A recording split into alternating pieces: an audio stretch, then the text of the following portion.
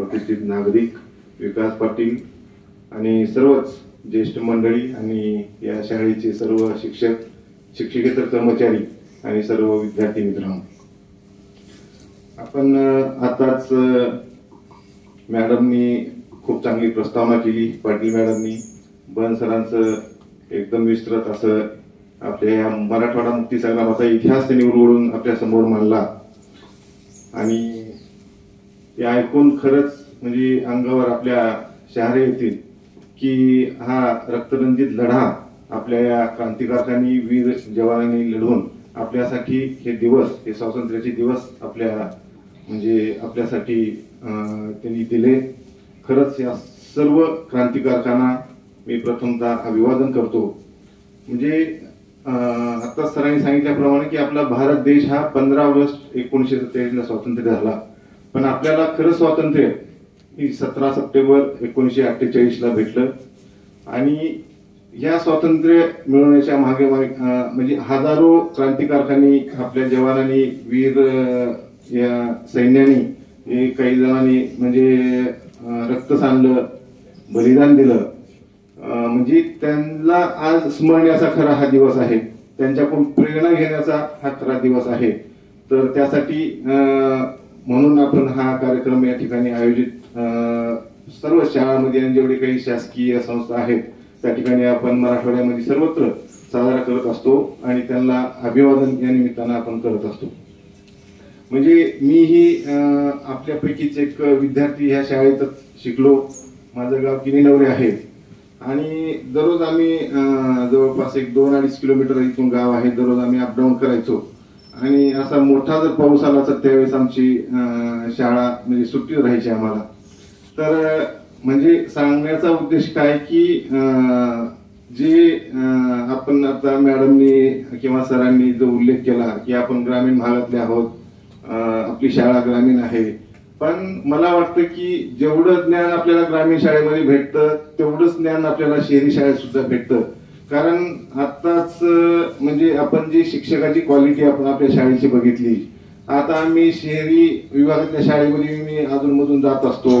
म्हणजे केशवराजची शाळा असेल, देशी केंद्र असेल किंवा कोणते इंग्लिश मीडियम असतील, तर तिथले शिक्षक आणि इथले शिक्षक जर मी बघितलं तर त्यामध्ये सेम क्वालिटी आहेत ही मी एकदम 100% खात्रीनं सांगू शकतो. त्यामुळे तुम्ही ग्रामीण आणि शहरी हे जे काही फरक आहे किंवा आपण मराठी मीडियमचे आहोत तर ते इंग्लिश मीडियमचे आहेत, त्यांच्यासोबत आपलं कॉम्पिटिशन राहील का असं मनात अजिबात न्यूनगंड बाळगू नका.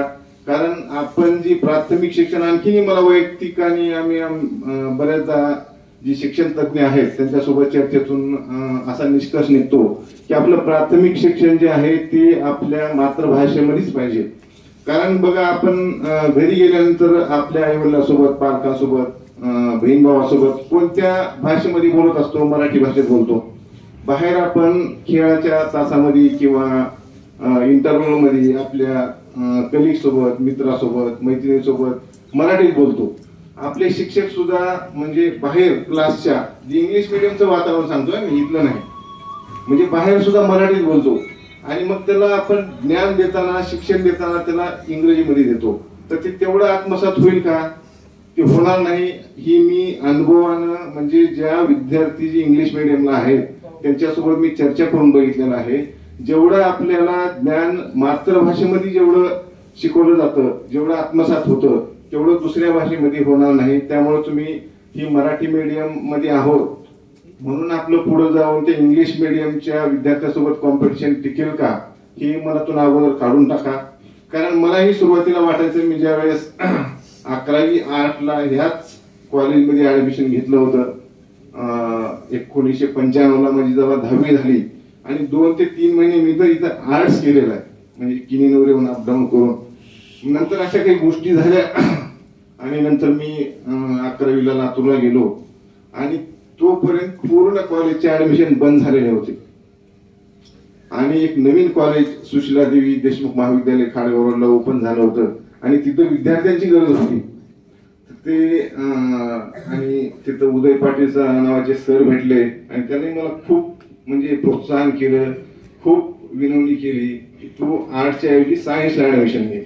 आणि मी त्यांना म्हणायचो की मी मराठी मीडियम मध्ये शिकलेलो आहे, मला इंग्रजी येत नाही किंवा मॅथ जमत नाही, पण ते एवढा फोर्स केला त्यांनी आणि 2-3 महिने करून बघ, जमलं तर कंटिन्यू कर, नाही तर मग सोडून दे.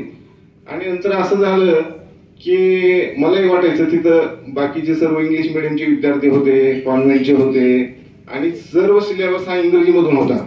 म्हणजे जीवशास्त्र असेल, आपण जी मराठीमध्ये शिकलो जीवशास्त्र, भौतिकशास्त्र, रसायनशास्त्र, आम्हाला 8वी 9वी मराठीमध्ये होतं आणि तिथे गेल्यानंतर ती इंग्लिश मिडियम. पण कन्सेप्ट क्लिअर असल्यामुळं, मराठीतून कन्सेप्ट आमचे क्लिअर इथंच ह्याच शाळेमध्ये झाले असल्यामुळं मला ते एकदम सोपं गेलं. म्हणजे तुम्ही जर कन्सेप्ट क्लिअर केला तर मला वाटते जी पायाभरणी जी आपली एकदा पक्की झाली तर त्याच्यावरती आपल्याला बिल्डिंग चढवणं किंवा त्याच्यावरती पुढचं काम करणं खूप सोपं जातं. जेवढा आपला पाया पक्का राहतो तेवढी ही बिल्डिंग होऊन जात असते, आपल्याला सर्वांना माहित आहे. म्हणून इथं 10वी पर्यंत आपला पाया पक्का करण्याचं काम आपले इथले शिक्षक करत असतात. तर त्यांनी दिलेलं ज्ञान पूर्ण तुम्ही आत्मसात करा, तुमचे कन्सेप्ट क्लिअर करून घ्या, जेणेकरून तुम्हाला 11वी-12वीला सायन्सला जरी गेलात किंवा कॉमर्सला जरी गेलात तर तुम्हाला कसलीच अडचण येणार नाही याची खात्री मला आहे. आणि नंतरच जे आहे 11वी-12वी झाली, नंतर माझा BAMS ला नंबर लागला, नंतर MBBS ला लागला आणि नंतर पुढं म्हणजे कधी माग वळून बघायची गरज पडली नाही. म्हणजे MBBS मध्ये मी फर्स्ट आलो, नंतर PGच्या एक्झाम मध्ये मी पहिल्या अटेम्प्ट मध्ये MS surgery government medical college Aurangabad माझा नंबर लागला. तिथून नंतर सुपर स्पेशालिटीला मुंबईला लागला. म्हणजे तुम्ही जर तुमच्या मेहनत जी आहे चिकाटीने मेहनत केलात आणि त्या तुमच्या प्रयत्नामध्ये जर प्रामाणिकपणा राहिला तर तुम्हाला या शैक्षणिक वाटचालीमध्ये कुठं अडथळा येणार नाही.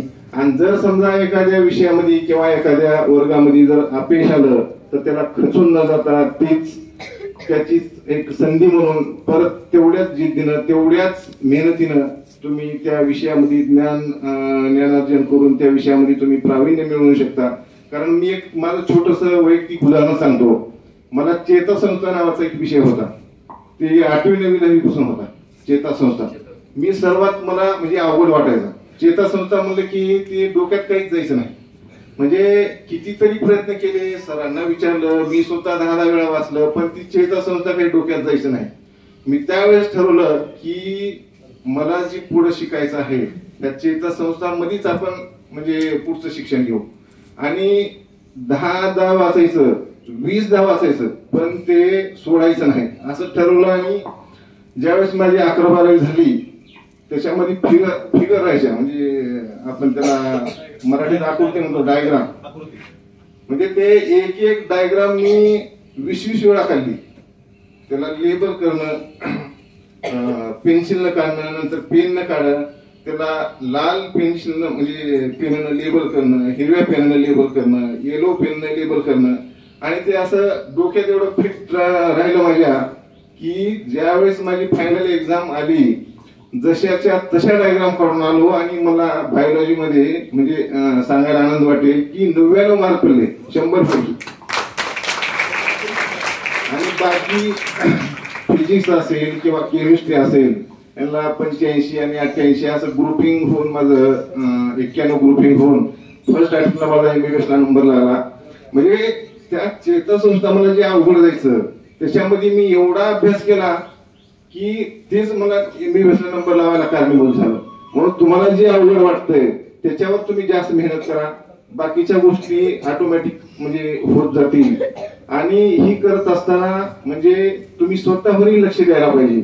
म्हणजे तुमचं स्वतःमध्ये शिस्त म्हणा किंवा स्वतःमधला प्रामाणिकपणा, म्हणजे तुम्ही जोपर्यंत स्वतःचे प्रश्न विचारणार नाहीत किंवा तुम्ही स्वतःचं ध्येय तुम्ही स्वतः ठरवणार नाहीत किंवा गुरुजनांनी किती सांगू द्या, पालकांनी किती सांगू द्या, ते तुमच्या डोक्यात जाणार नाही. तुम्ही जोपर्यंत स्वतः ठरवणार नाहीत मला काय बनायचंय आणि त्या बनण्यासाठी तुम्ही आजपासून तयारी करा.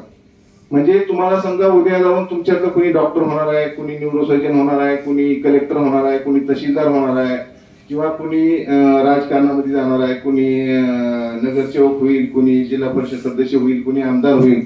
पण ते तुम्ही अगोदर आज ठरवा की तुम्हाला पुढे जाऊन काय बनायचे आणि त्या बनण्यासाठी तुम्ही आजपासून तयारी करा. म्हणजे तुम्हाला येणाऱ्या गोष्टी, यश ही अचानक भेटत नसतं. यश मिळवण्यासाठी तुम्हाला दररोज थोडा प्रयत्न करावा लागेल. ज्या थोड्या प्रयत्नाला तुम्ही दररोज, जर समजा आता तुम्हाला डॉक्टर बनायचे आहे, तर डॉक्टर बनण्यासाठी तुम्ही तुमच्या सरांना विचारा, मॅडमना विचारा की मी कोणत्या विषयामध्ये मी जास्त अभ्यास करायला पाहिजे. तर त्या विषयाची तुम्ही आतापासून तयारी करा.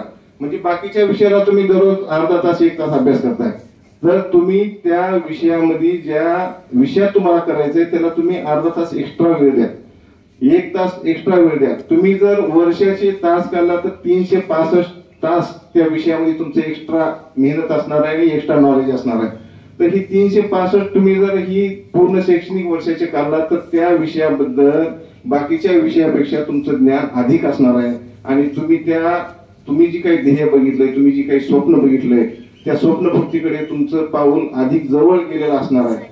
म्हणजे आपण म्हणतो, म्हणजे डॉक्टर आपले APJ अब्दुल कलाम म्हणायचे की स्वप्न ही झोपीत बघू नका, असे स्वप्न बघा की ती स्वप्न तुम्हाला झोप लागू देणार नाही. म्हणून तुम्ही स्वप्न बघायला शिका आणि छोटे स्वप्न बघू नका, मोठे स्वप्न बघा. कारण तुम्ही कशातच कमी नाही.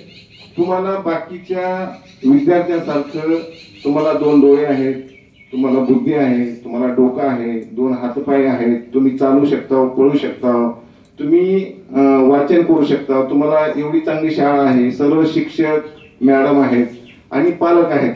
तर या सर्व गोष्टी अवेलेबल असताना, आमच्या वेळेस तर म्हणजे आम्ही अपडाऊन करायचो, तुम्ही अपडाऊन पायी करत नसाल. आता म्हणजे काळ बदललेला आहे. तुम्हाला म्हणजे घरी गेलात, तुम्हाला आई वडील जर समजा काही कन्सेप्ट क्लिअर नाही, तुम्हाला युट्यूब बघायचं आहे, तुम्हाला गुगल करायचं आहे, तुम्हाला काही म्हणजे एवढे ऍडव्हान्स ऍप आता मोबाईल मध्ये सुद्धा आलेले आहेत. तुम्ही त्याचा जर योग्य वापर केला की ज्या विद्यार्थ्याला म्हणजे मुंबईमध्ये बसून किंवा पुण्याच्या शाळेमध्ये जी भेटणार आहे ती तुम्हाला शिरोळच्या शाळेमध्ये सुद्धा भेटेल. फक्त त्याचा अतिरेक वापर करू नका. त्या मोबाईलचा किंवा त्या इंटरनेटचा वापर तुमच्या शैक्षणिक कामासाठीच जर केला तर ते तुमचं शस्त्र बनल आणि त्याच्या जर तुम्ही आहारी गेलात तर ती तुम्हाला म्हणजे नुकसानीचं ठरणार आहे, तुम्हाला ती बर्बाद करेल. म्हणून तुम्हाला ज्या ठिकाणी अडचण वाटेल, ज्या ठिकाणी तुम्हाला कन्सेप्ट क्लिअर नाही, सर अवेलेबल नाहीत, तुम्हाला घरच्या घरी प्रश्न विचारायचे तर तुम्ही गुगल करू शकता, युट्यूबवर बघू शकता. एवढे चांगले म्हणजे ते आता आयलन असेल किंवा असे बरेच स्कूल आहेत, त्यांचे ऍप आहेत आणि ते जास्त कॉस्टली नाहीये. तुम्ही जर ते ऍप तुमच्या घरच्या मोबाईल मध्ये इन्स्टॉल करून जर त्याची कन्सेप्ट जर तुम्ही त्याला विचारला तर 1 मिनिटामध्ये तुमची कन्सेप्ट क्लिअर होतील. एवढे चांगले म्हणजे ऍप सध्या अवेलेबल आहेत. तर त्याचा वापर तुम्ही तुमच्या शैक्षणिक कार्यासाठीच करावा. बाकीच्या ह्याच्यासाठी तुम्ही टाइमपास किंवा एंटरटेनमेंटसाठी त्याचा अजिबात वापर करू नका.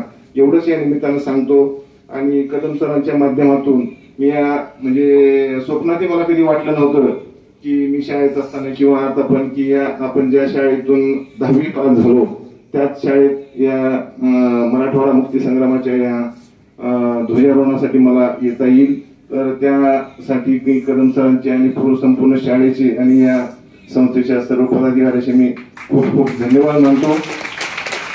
आणि मला या ठिकाणी बोलण्याची संधी दिली त्याबद्दल आयोजकाचे आभार मानतो. आणि तुम्हाला सर्व विद्यार्थ्यांना तुमच्या भावी शैक्षणिक वाटचालीसाठी आणि तुमच्या आरोग्यासाठी खूप खूप शुभेच्छा देतो. थांबतो. धन्यवाद.